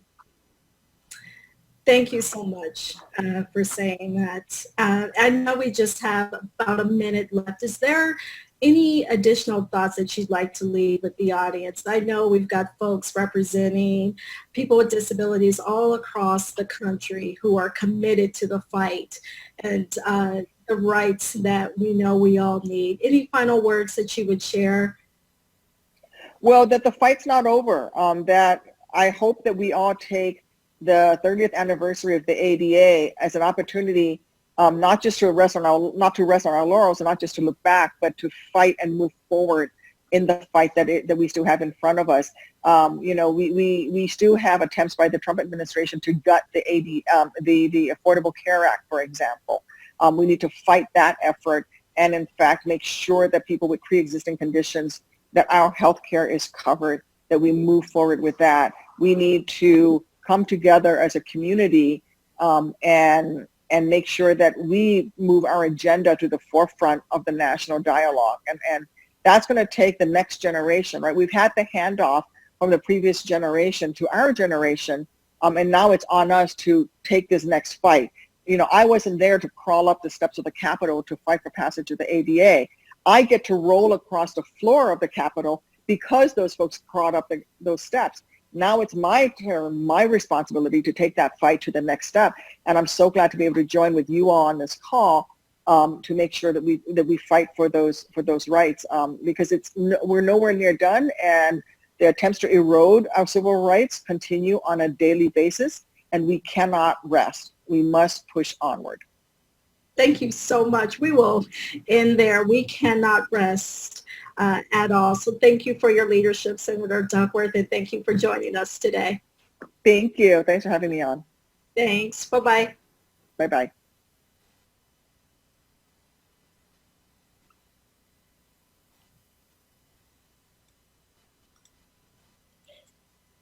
Hi, everyone. Thank you so much to Taryn Williams and to Senator Duckworth for such an insightful and engaging conversation. We really, really appreciate it.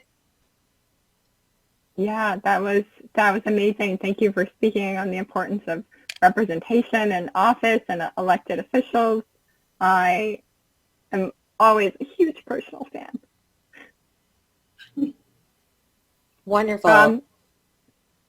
So we are just double checking on our next speaker, which I believe will be Maria in conversation with Katie Talento. So take it away, Maria and Katie. Thank you, Emily and Kings. Let's just make sure Katie has her video on.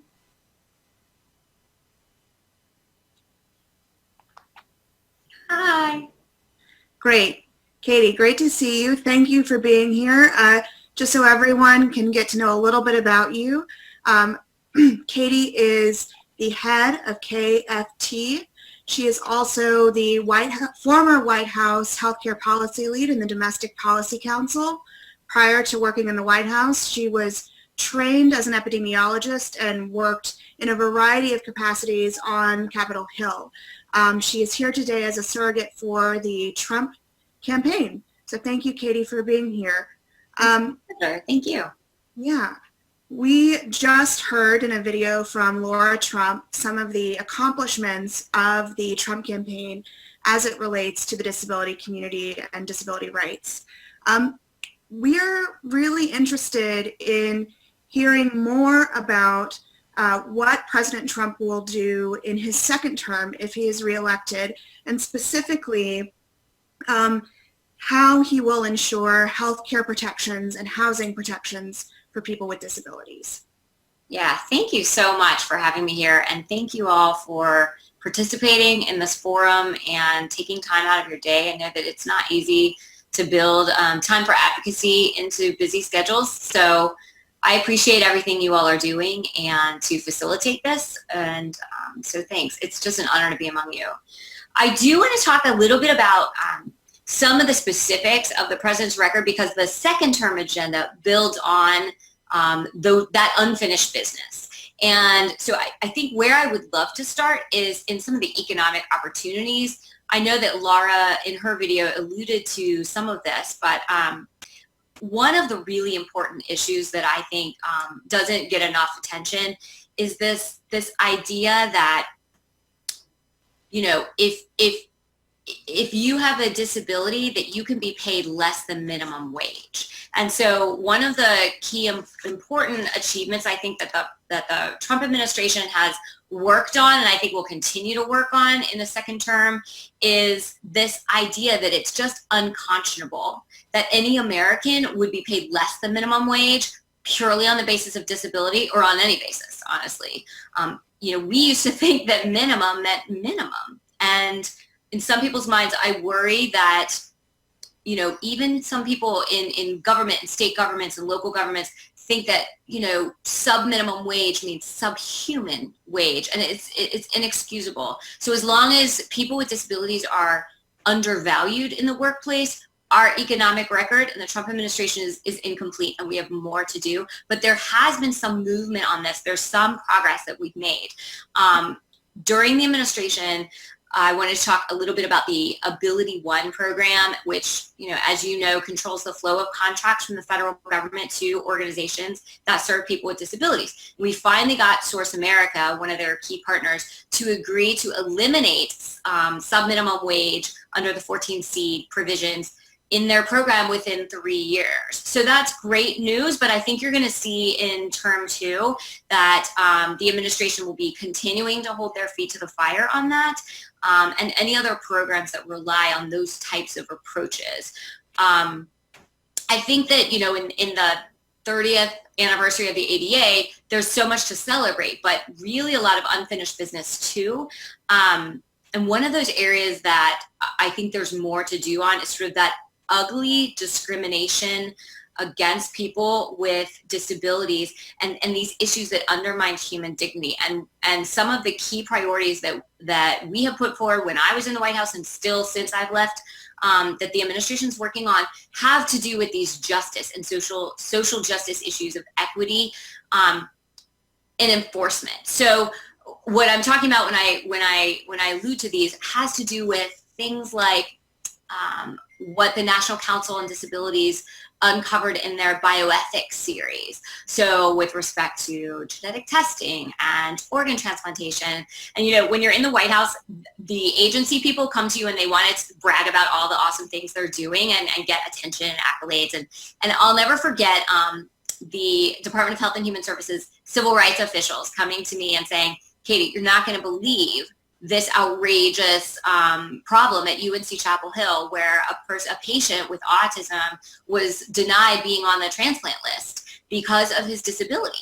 And you know, they were so excited to be able to put the smackdown on that kind of action and put out and negotiate a resolution with UNC Chapel Hill. And after they intervened, the hospital reversed course. I think that's one of their key accomplishments, but there are others that are similar to that. For instance, they intervened in Oregon when there were 2 parents with intellectual disabilities who'd had their children removed based on just stereotypes and assumptions that they somehow are unfit to parent. And we intervened in Oregon and restored those children to their parents. I think that the coronavirus has sort of unleashed a number of problems along these same veins. And we've seen, I think, kind of scary triage tactics out there that the administration has really clamped down on. And I've been proud to watch them do it. In April, they took action against Pennsylvania's triage plan that would have denied life-saving care to people with disabilities. And similarly in Alabama, where they were planning on ventilator rationing for people with disabilities. And, you know, intervention by the department turned these problems around. I think there's still a lot of work to do in this area. And of course, not to let HHS get sort of all the accolades, but the Department of Education also during the coronavirus has put out bulletins that the coronavirus is no excuse to deny students their rights under IDEA or Section 504 of the Rehabilitation Act. So these equity and justice issues are important, but there are more to build on in a second term. So I think one of the key elements that you might see is around these so-called right to die laws in states that, you know, we're worried. I'm really worried that some of these right to die ideas are going to morph into a duty to die of people with disabilities that are treated differently when they have suicide ideation, suicidality. You know, when people without disabilities express suicide ideation, the response is to bring every support that you can. We have hotlines, we have mental health assistance, and all these resources are supposed to be brought to bear. But somehow, if you're living with a disability, that, okay, let's just page Dr. Kevorkian. So I would say that a second term priority, I think we might see some enforcement around the potential discriminatory approach to some of these laws. I think you'll also see some enforcement around the Assisted Suicide Funding Restriction Act, which, you know, keeps taxpayer dollars away from assisted suicide, as they should be. So I think that's important. And, you know, that law passed with sort of overwhelming bipartisan support in the 90s, I believe. And there may be some room for enforcement on that point, and I think you'll see some of that. Another area that I'm excited about and looking forward to some second term bolstered agenda on is accessible medicine. So in this point, you know, if you're a woman who uses a wheelchair, for instance, it's really hard to get a mammogram. If you're a man who uses a wheelchair, very few of you get digital prostate exams, critical. So these screening interventions are not as accessible. And of course, we saw for years and years people with Down syndrome who had heart attacks because they were getting infections from lack of dental care, right? And so one of the key things that we've seen happen in recent years is the National Council on Disabilities and the Trump administration have been working with dental associations to agree that they must treat people with disabilities. I think that, you know, there may be a need in this area for more enforcement. We've been working with medical associations. We already offer credits and financial incentives to retrofit and buy equipment, but it may be that in the second term, we're going to see more enforcement in those areas. So I think those are some of the key priorities that you might see in the second term. I think there's a lot that is still possible. One of the really big influences on us in the White House and at the Department of Health and Human Services has been the National Council of Disability.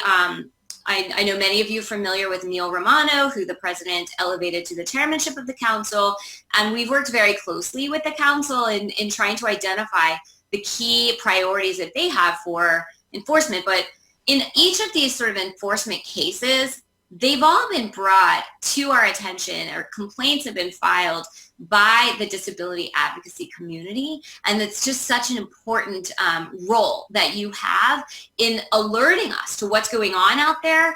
And I just want to commit to you that open door is still going to be there, and that open ear is still going to be there. And we really rely on you. We really rely on reports from the field about challenges to human dignity. And I know that the Department of Justice recently opened a new site for all civil rights violations to be entered at a one-stop shop. I think the website is civilrights.justice.gov. So it makes it easier for people to file a complaint. They may not know which office or which department to go to, but that's just a one-stop shop. So I'd encourage folks to file complaints when they hear about it. Let us know.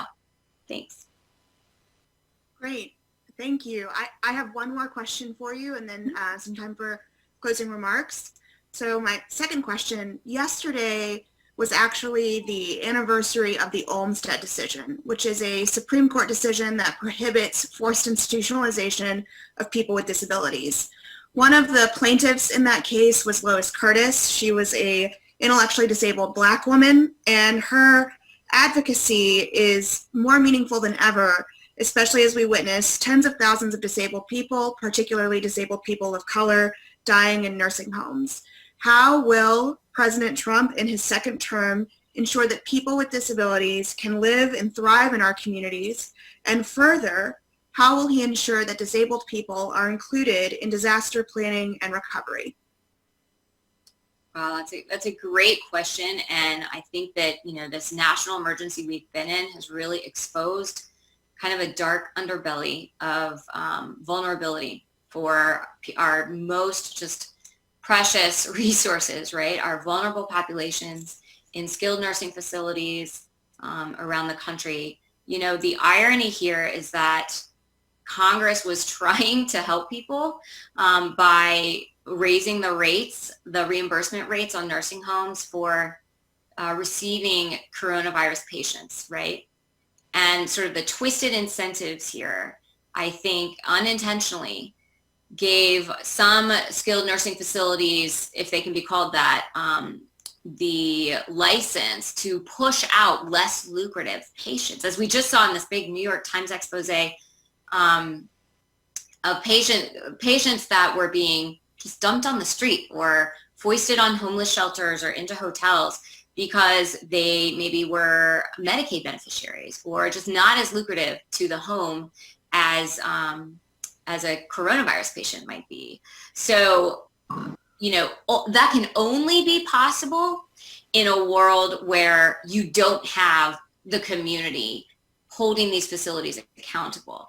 And so the link to Olmstead that comes to my mind really is, you know, while we protect and fight for the rights of people with disabilities to receive care in the communities, in their homes, with their families, in the places and with the people that they love, we also equally need to fight to bring the community to nursing homes, right? Because I think that a lot of the shenanigans that we've seen and the exploitation that we've seen in these environments is only able to happen because the families and the friends of the patients have been kept out because of coronavirus, right? And so you don't have these accountable, these parties that bring accountability and that you know, can advocate for a vulnerable patient. And it's in these contexts that we've seen sort of the worst abuses.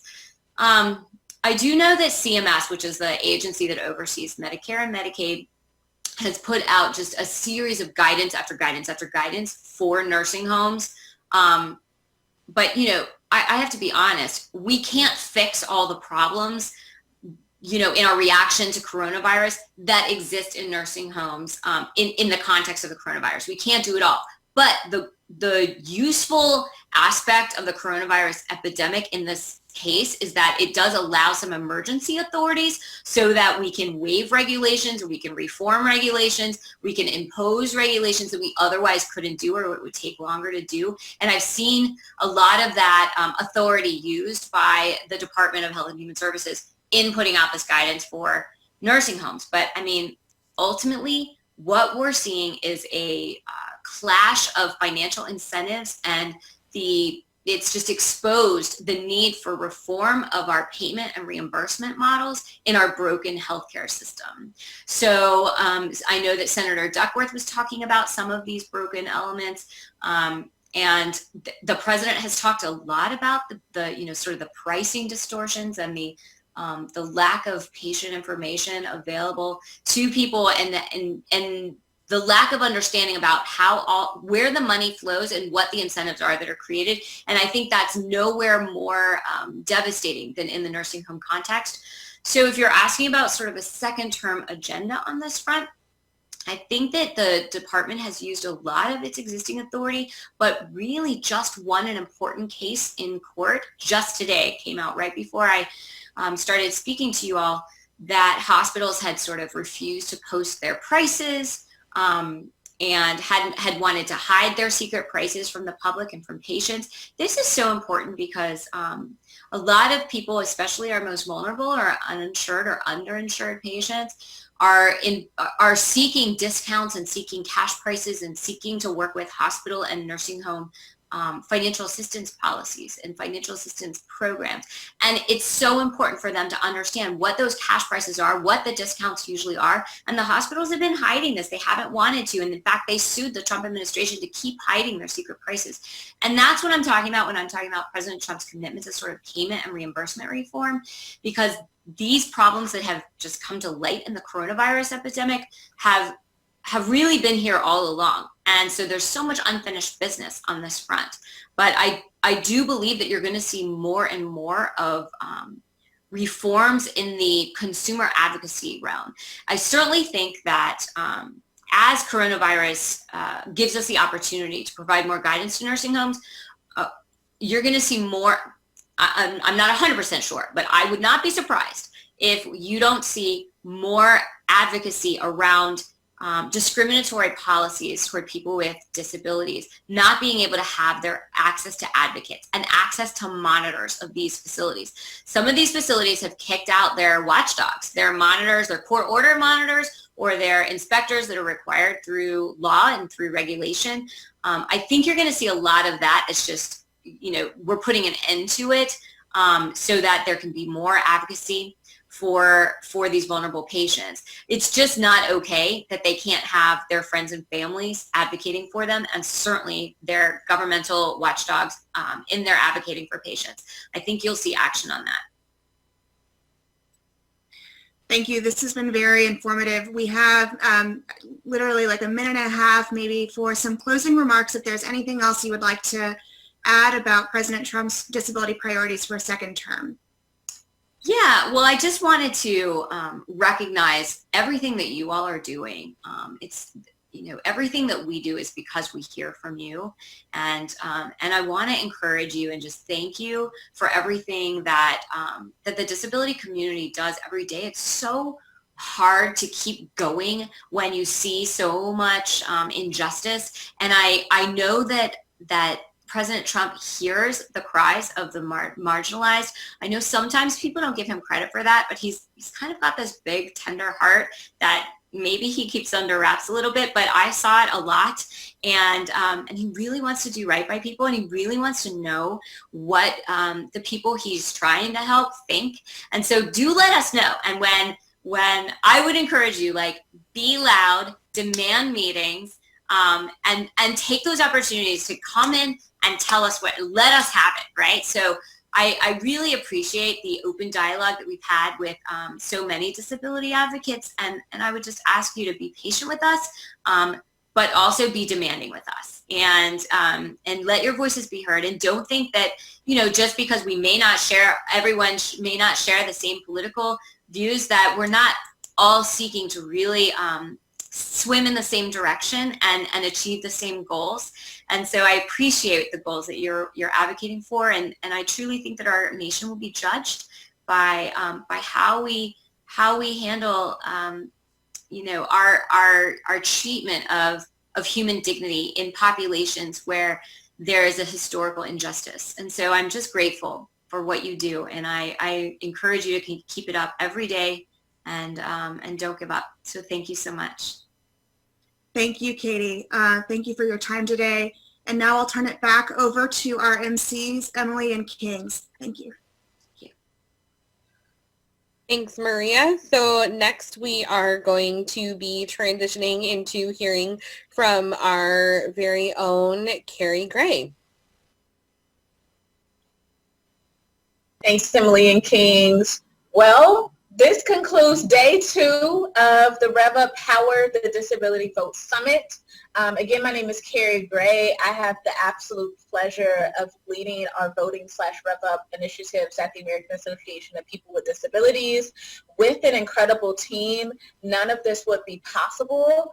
So I just want to take a moment to say thank you to all of our sponsors, all of our partners, and I definitely want to thank our Rev Up Strategic Planning Committee for making this possible. That is, again, everyone from our current president and CEO, Maria Town, our past president and CEO, Helena Berger, Bob Kafka, Mark Kundal, Kristen Delani, Rachel Gass, Lillian, Rashida. I hope I'm not missing anybody. But I want to thank our entire team for making this summit possible. I want to give a huge shout out to our MCs for the last 2 days, Kings and Emily, for holding us down throughout the entire summit and making sure that we stay in the loop about the program, agenda, any of the last minute changes that occurred. And finally, I just want to encourage people to think about what's next. Right? So we just spent the last couple of days talking about the power of the disability vote. We just talked about ways in which you can mobilize your community. We've heard from congressional members. We've heard from our presidential candidates. There's been a lot of information, a lot of conversation about, what it means to engage across our country. Now it is up to us. It is up to us to ensure that we are voting. It is up to us to ensure that this eligible of 35 million people with disabilities is not just a number, but is an active process of people getting registered and of people voting. So we need your voice, we need your perspective, and we need your mobilization for our community. So thank you again for joining us. I also want to give a huge thank you to our program chair, Kristen Delani. She has been doing incredible work with us throughout this entire process, and I will pass it over to her. Thank you so much, Carrie. Hi, everyone. And thank you so much for being here again. As Carrie said, my name is Kristen Delaney, and I'm the chair of the program committee, and I'm also the paralegal for Indiana Disability Rights. I'm thrilled to be back to speak to you again at the close of Day 2 for Power the Disability Vote. So yesterday I spoke about the first time that I was involved in a cause that I care about, and today I'd like to recognize the efforts of those who have been involved in this event.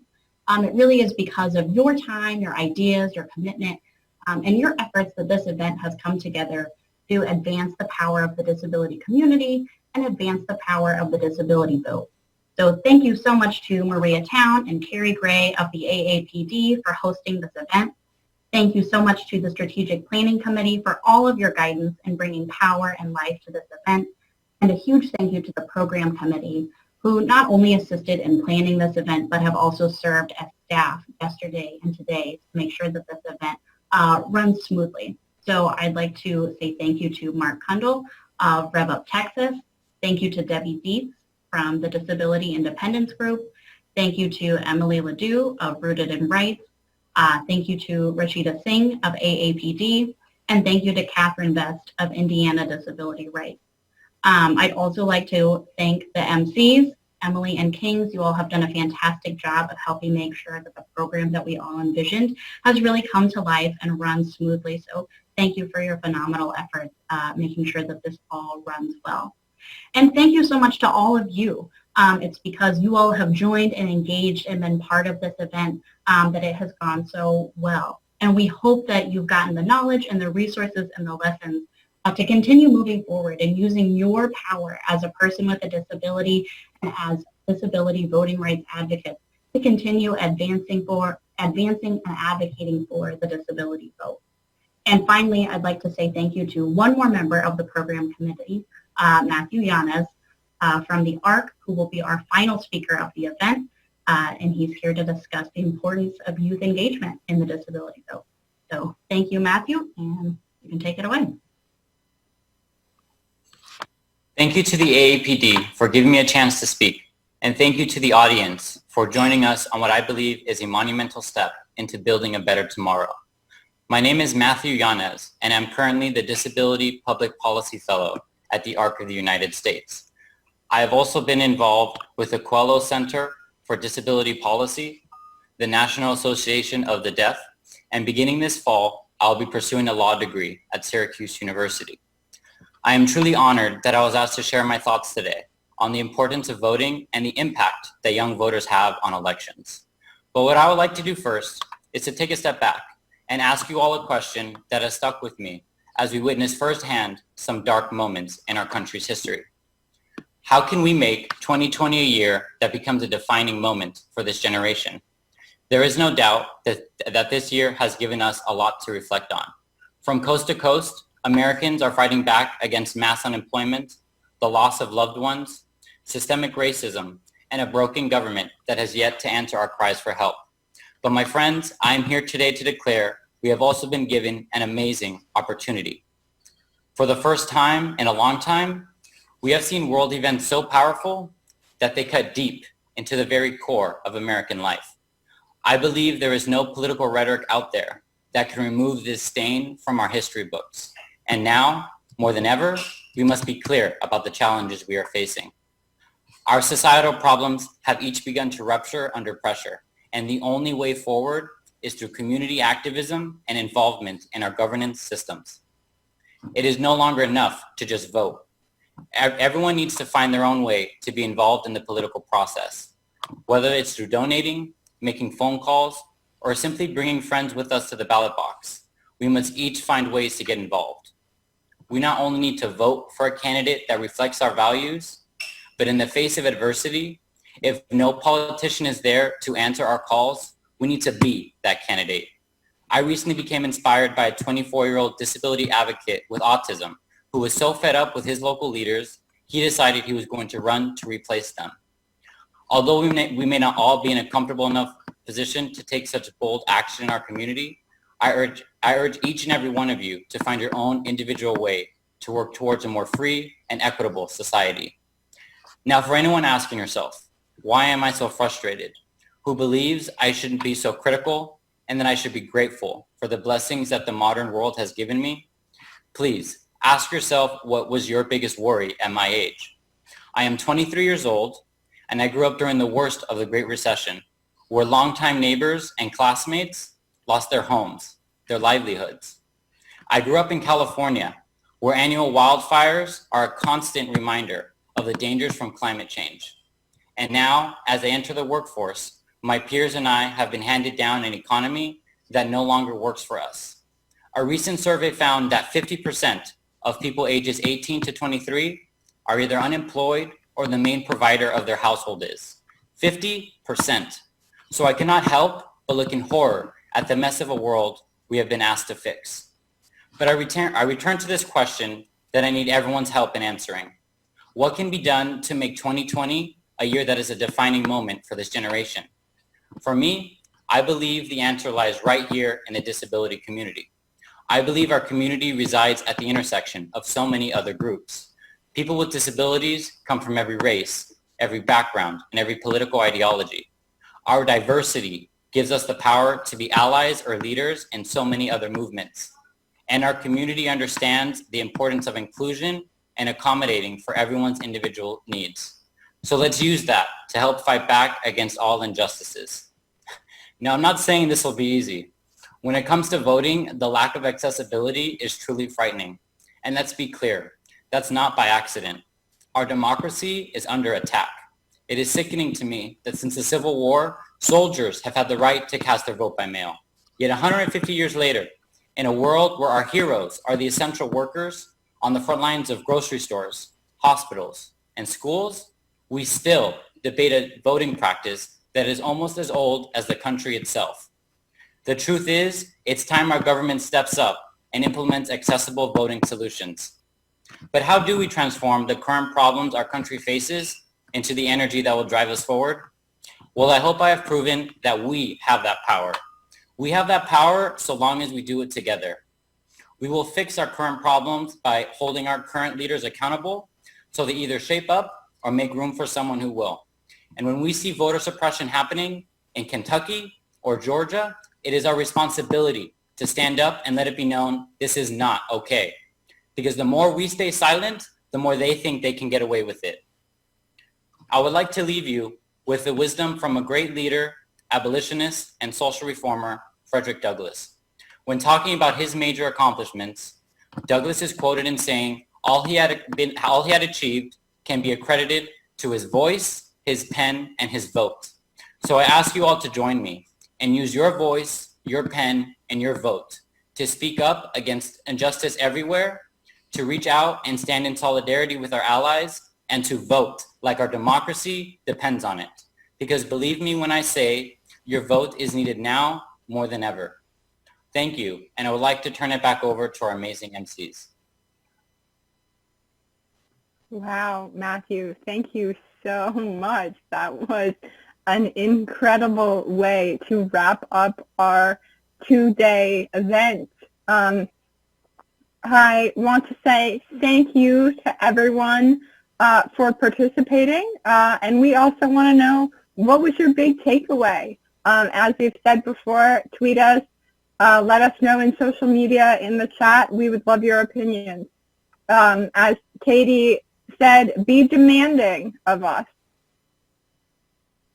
I could not agree more. Let's make those demands heard loud and clear, because the disability vote really does count. We encourage you to vote. We encourage you to seek office. We encourage you to get out there. know that we are going to be distributing a recording of both days of the summit, so you will have that information available to you because I know a lot of people were asking for it. And most importantly, our final calls to action for you are to register, educate, vote, use your power, rev up, continue to speak out any way you can. Awesome. Thank you everyone for joining us. We've appreciated this so much. We look forward to seeing you in the primaries. Go vote. Bye everyone. Thank you.